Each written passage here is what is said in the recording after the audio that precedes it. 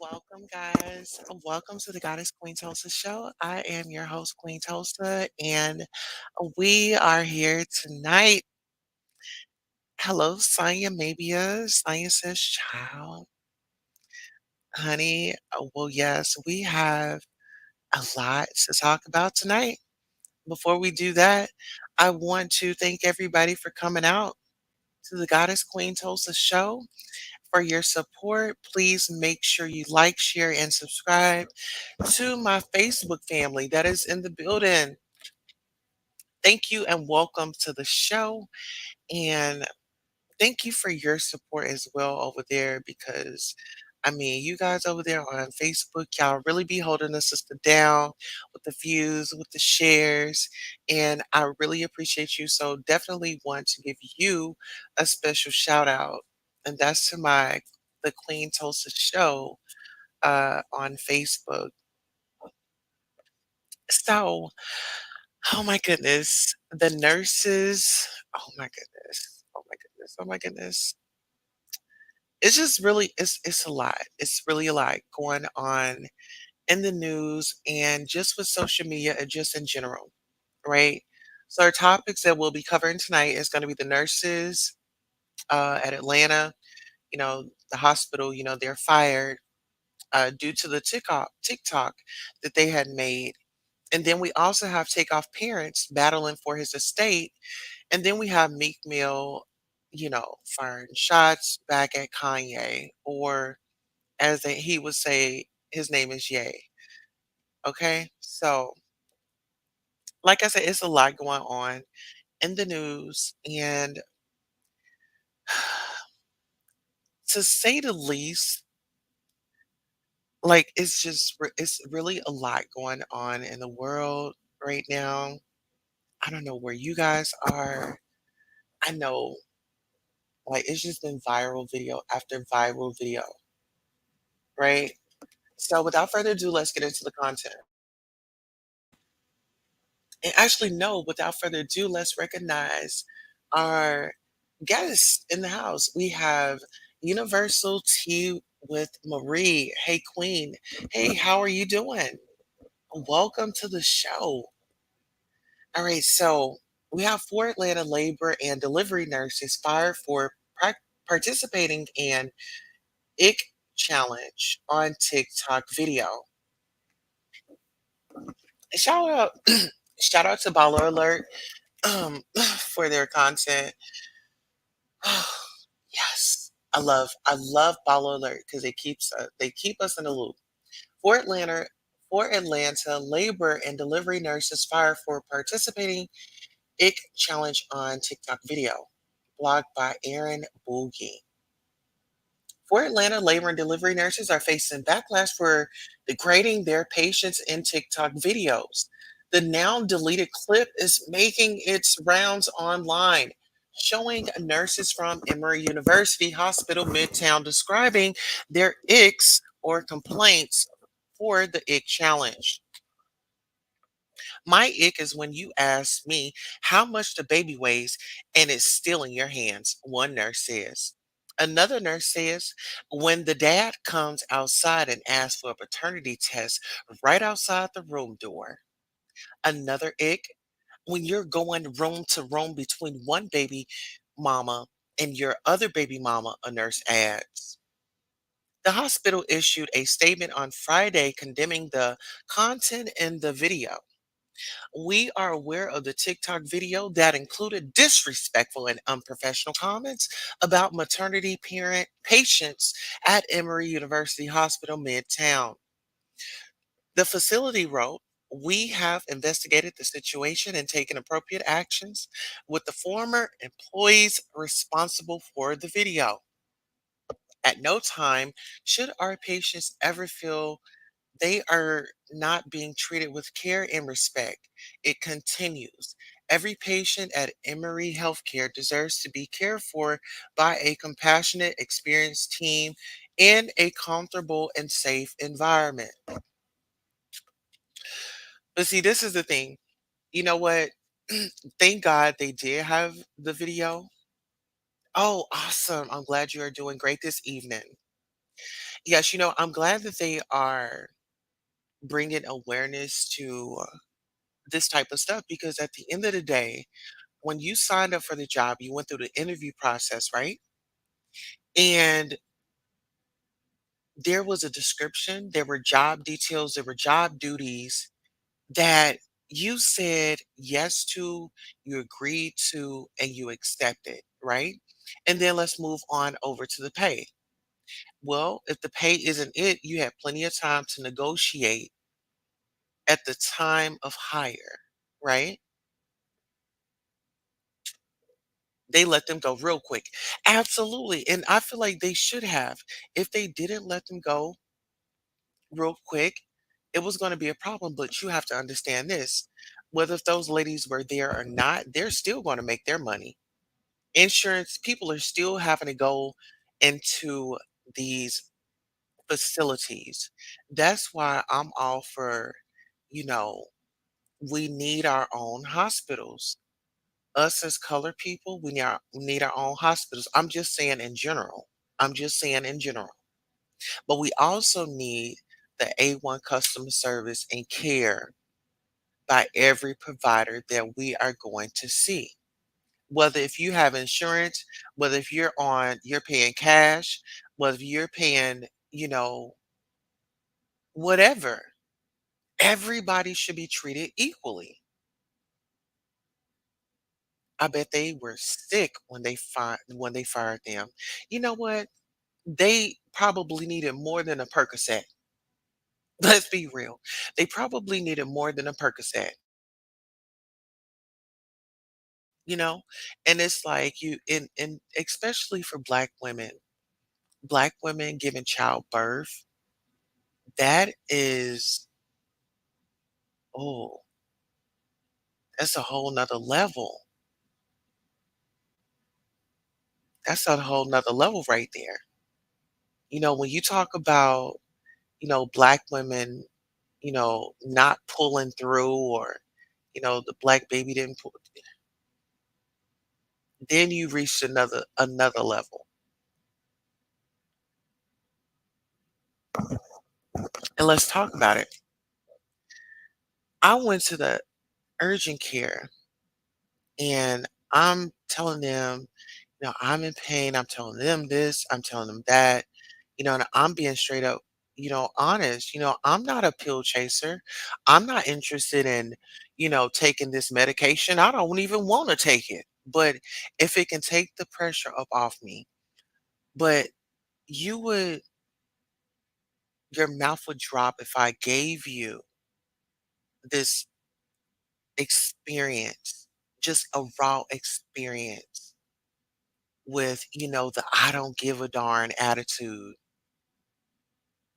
Oh, you just I'm being stereotyped. Oh, you just a black woman in here just want some meds so you can go and sell them. That's how they think about us. But let someone of a different color go in. Oh, this is hurting. Now they get the full treatment. But my black tail is over here is just suffering in pain. But you know what? I like to know where that pain is. I don't want, when I really think about it, really, it wasn't a bad thing because when you think about when you get on all those type of meds come with different side effects, right? The nerve to talk ish about the pain we felt. Yes, some of some of the sisters did not make it out of the labor and delivery room. Some didn't make it. It's not always a congratulations at the end, you know? But that's it really goes deep. And a lot of people they don't understand how deep that is. Now, I'm gonna read a few of these comments. Somebody says, I don't understand why people still ain't realized that you will get fired for your TikTok videos. Someone else says, make sure y'all also post a video of all these white healthcare professionals doing the same challenge that are still gainfully employed. I agree. Make it for everybody. But in this video, there were black women, there were white women. I think everybody needs to be tagged and pulled to the front because that should not be discussed. That's just like a HIPAA violation.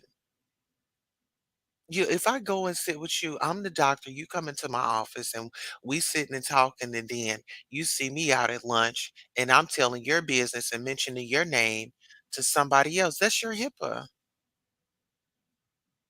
People needs to understand, learn your place, stay in your lane, and everything isn't a gossip session.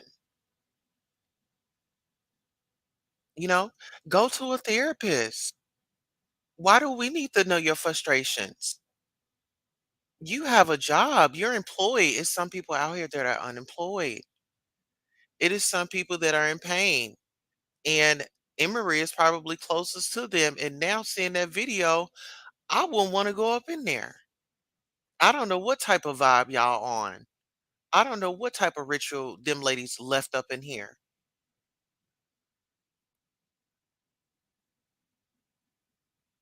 Yeah, especially they clown, especially doing the cousin 19. Yes. Yes. And if they were acting like, if they had this vibe, which is labor and delivery, what are their actions? What were their actions in the other areas that they've studied before they reached that part? What type of careers were they in before they reached that part? Are they seeking professional help? This is another thing. I feel like healthcare providers, I feel like the police, I feel like the fire department, I feel like all of them should be getting therapy. When you're dealing and interacting with the public, and then not even that, you're dealing with the public and you have all types of people of all types of white, autistic, PTSD, mental behavior. I mean, you have all of that, and you still have to respect and treat every individual with the same respect as somebody else with fully functional. You know, we see it? No, we don't see it.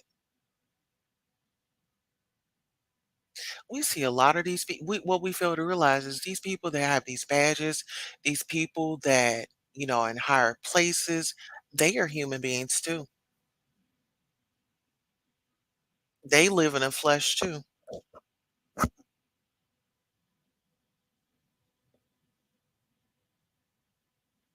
So we just got to be mindful of what we're taking in.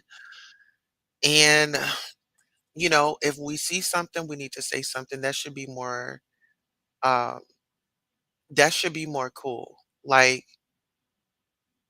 that should be more cool than anything else. You see something, say something. Don't join in and get your 1 2 and get your moment. Don't I don't think that that's appropriate. Do something about it. We got to do something about it.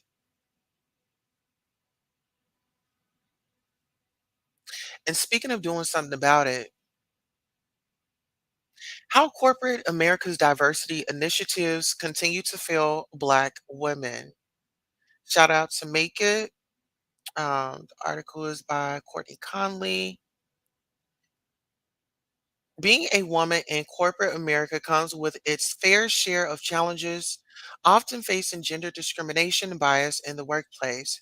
But if you're a Black woman or a woman of color, these gender based challenges are often compounded by obstacles of racism, making it even harder to navigate your way to the top.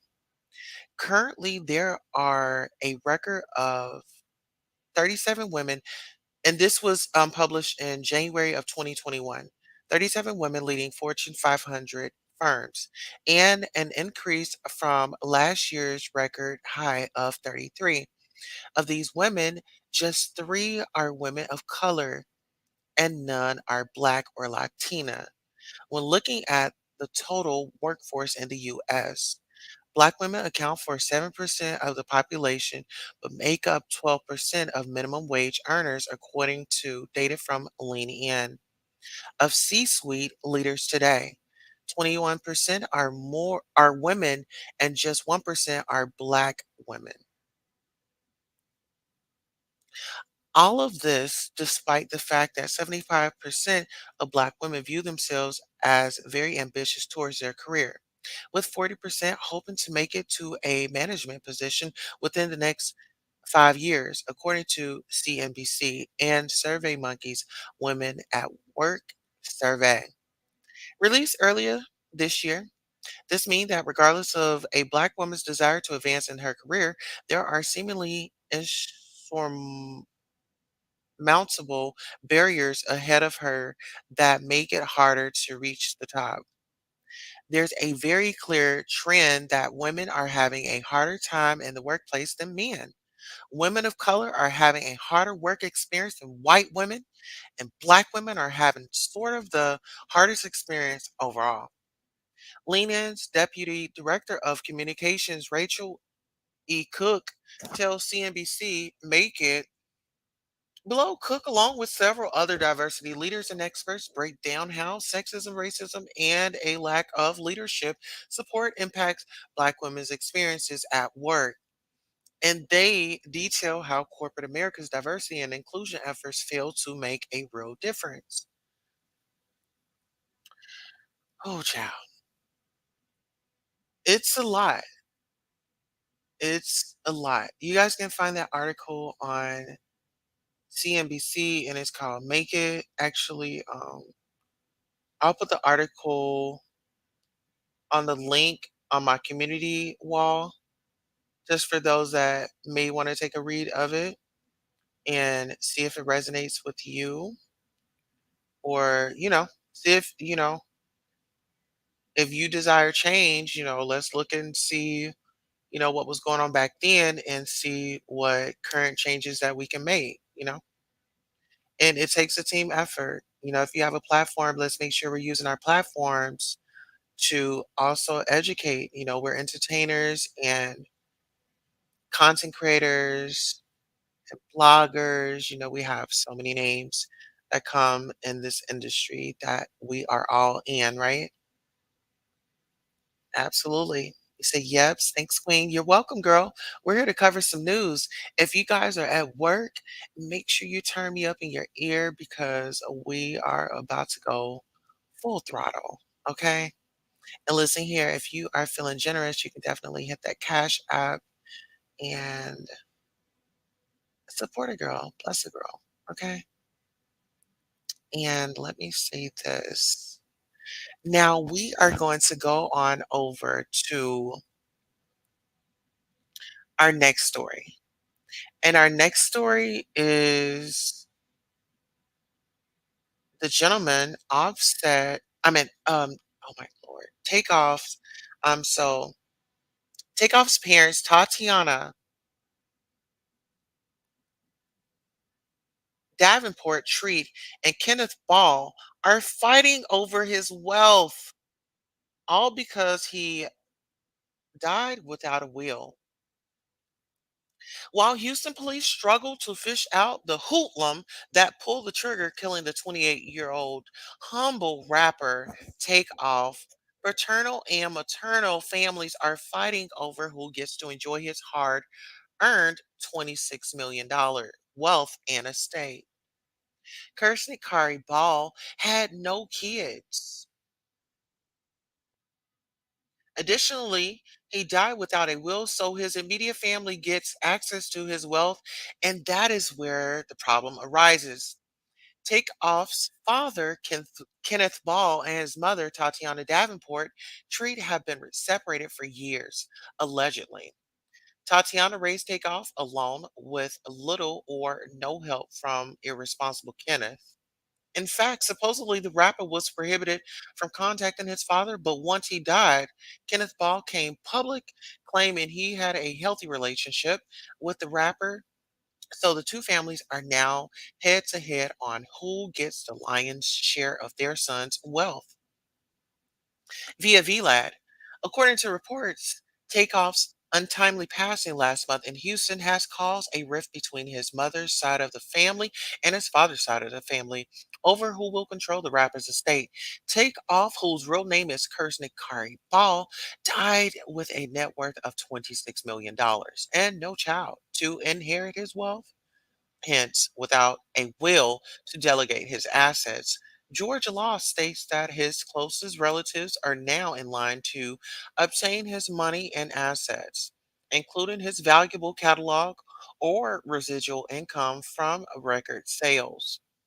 That means there's a lot at stake for Takeoff's mom, Tatiana Davenport Treat, and dad, Kenneth M. Ball, who do not live together and reportedly do not get along. Takeoff is said to have been raised by his mother without the help of his biological father. As of now, information on Kenneth M. Ball's involvement in Takeoff's upbringing is scarce. The topic is being highly contested by both sides of his family. Nonetheless, shortly after his son's murder, Kenneth M. Ball made the following post on Facebook. Kirsty Curry, Taekwon Ball, my first love of my five kids. This is so hard. Please help. Please keep Tatiana that for a treat. And me, Kenneth M. Ball, and the entire family on both sides in your prayers. Do it art. Difficult time. Has a check casher. No one, no, no one know the pain I'm feeling right now. Had a cat. How we where the check. Uh, but God, I will find peace. Takeoff must be crying in his grave right now. And judging from how peace loving he was, this fight was over his wealth. This fight over his wealth is devastating. Y'all get into that. What do y'all think? Now you come around, now that Takeoff is now pushing daisies. Now, we were together. We were great. I was there. I supported him.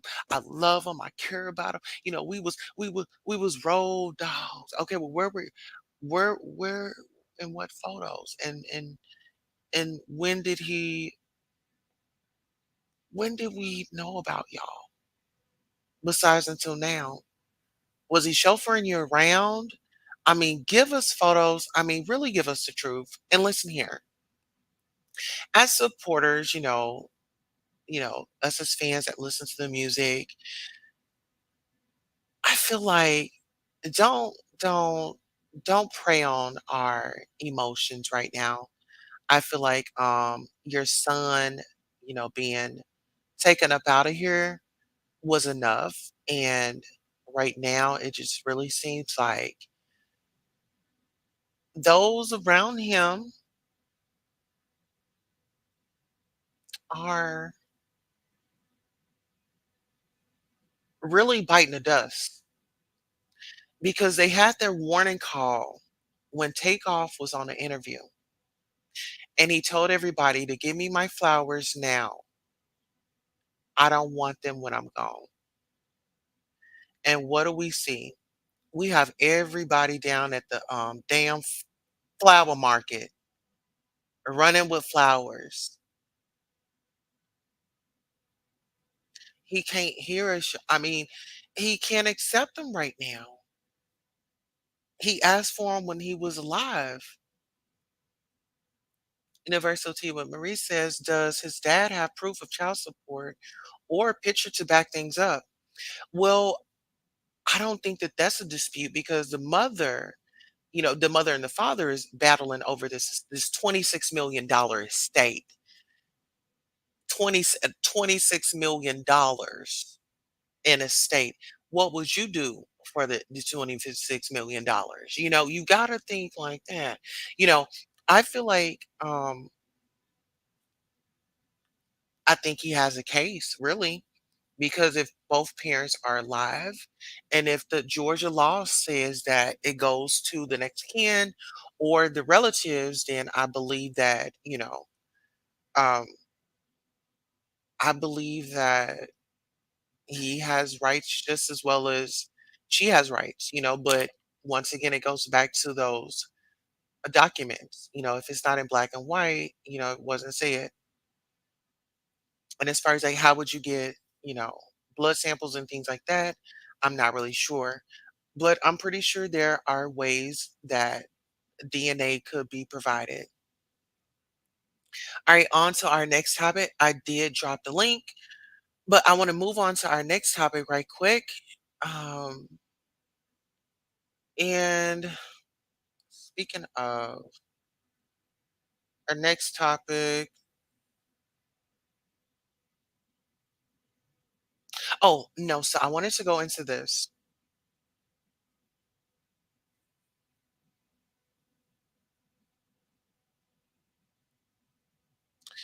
So it's not just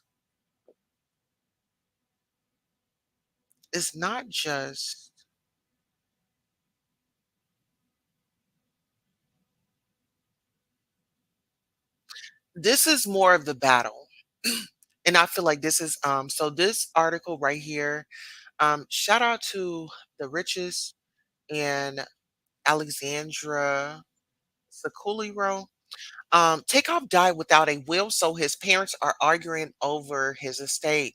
His estate also includes the rights to his music catalog and income from record sales. It's been over a month since, okay, I just read that one. Okay, so actually, no, I didn't. It's been over a month since rapper Takeoff was shot and killed in Houston, but his family is reportedly fighting over the fortune of his estate, given that he died without a will. Okay, yes, I did. Okay. I just have to double check because I want to make sure I get all the news out. Okay. And so who are we on now? Meek Mill and what's his name? Little Boosie.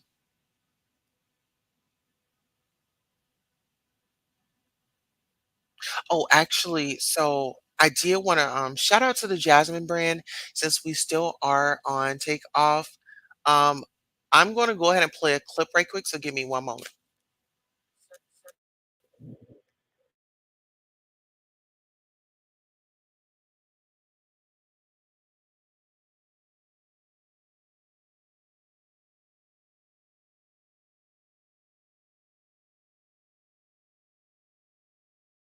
All right, guys, let me know if you can hear the audio in the chat.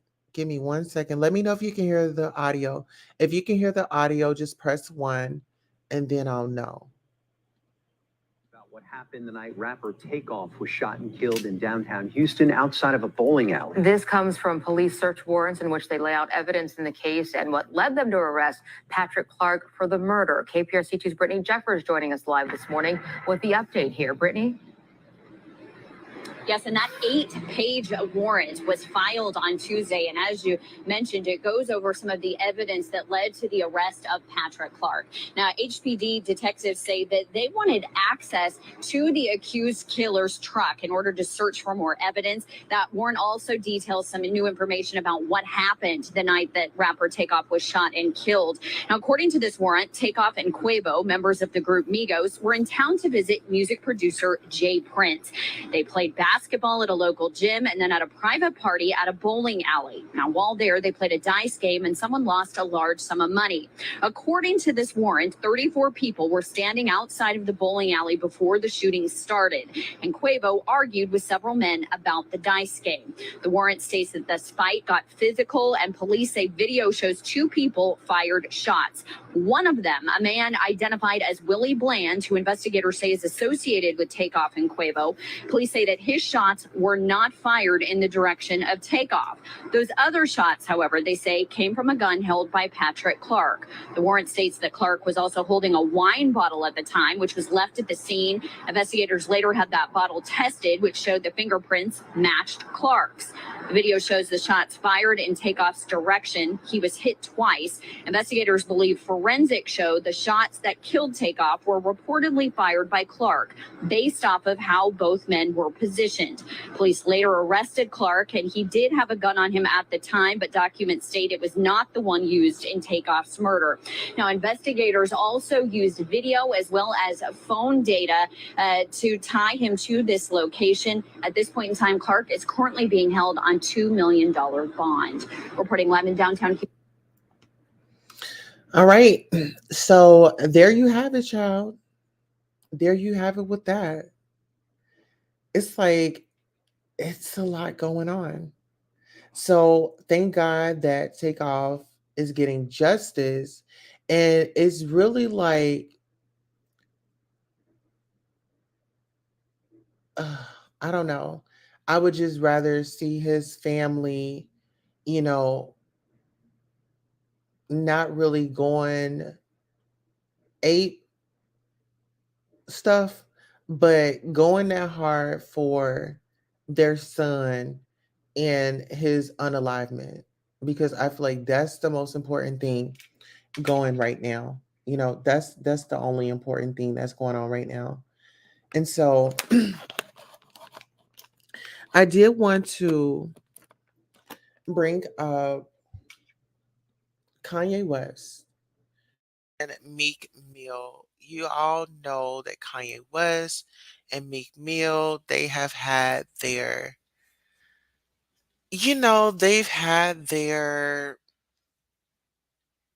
back and forth on social media. However, Meek Mill says, never lost my mind for fame or money. I still have my family. My people respect me. I'm freeing people from prison. I'm doing community service all month with children up close and personal. I'm chilling with my son and his friends today. Y'all on Clubhouse at 50. Okay, so get into this. Um, I don't really. Kanye is very controversial right now. Kanye is pretty much all over the place. He is he's on a tour. He's on his Yay tour, you know? And I just say just be observant, but also understand that what are we being distracted from? What are we being distracted from? That's the question. What are we being distracted from? Well, guys, I dropped a link. I see no one had come up. However, if you would like to come up, just hit that link, come on up, touch on any of the topics that we are talking about tonight. We've discussed nurses at the Atlanta hospital, the Emory University, they got fired. And then we've discussed takeoff parents, arguing and fussing and, going head to head over his $26 million and his properties, his royalties, and the most. So I guess prayers up to that family. And we also talked about, of course, Meek Mill fires back at Kanye. All right. Well, guys, this concludes our show. I'm your host, Queen Tulsa. And until next time, so long.